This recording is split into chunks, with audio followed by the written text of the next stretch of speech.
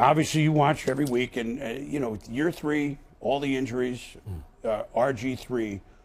Are you surprised that Robert Griffin this year has had still as much trouble as he's had making more adjustments, or is it going to take even more time? Well, I think any time you get into a new system, it takes some time.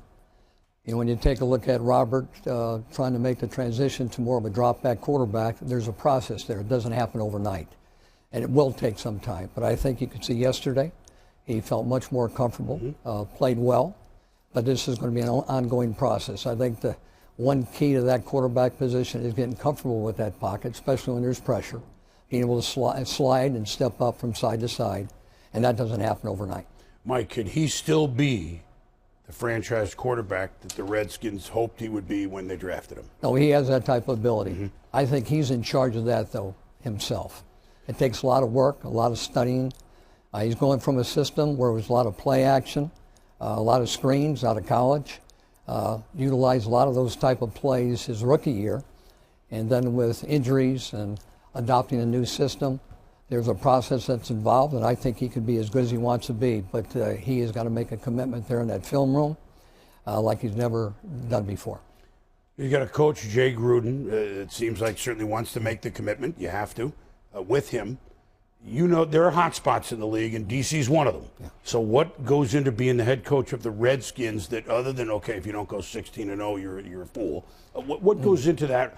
What's the problems there that maybe we don't see? Well, I think anytime you look at an organization that has won multiple Super Bowls, the expectation is getting back. Anything less than that is not successful. Felt the same way in San Francisco, felt the same way in Denver.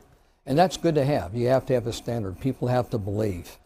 And that's what you like about it, going in that type of mindset. But when you don't win, there's some growing pains with it. You got to fight through it. You got to believe in your players. You got to believe in your coaches. And what you got to do is just take it day by day and try to get better. But it's not going to happen overnight. It's got to be a group involvement. You're watching through the screen and you're seeing what's happening to Jay Cutler, who you had in Denver, in Chicago. Are you surprised? Is it salvageable? Where does he go from here?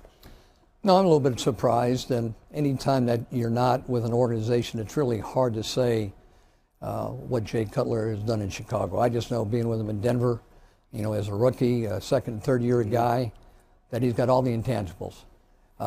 Now, can you get that out of him? Obviously, he's going through some growing pains right now with turnovers. I really believe in Jay, that the future's ahead of him.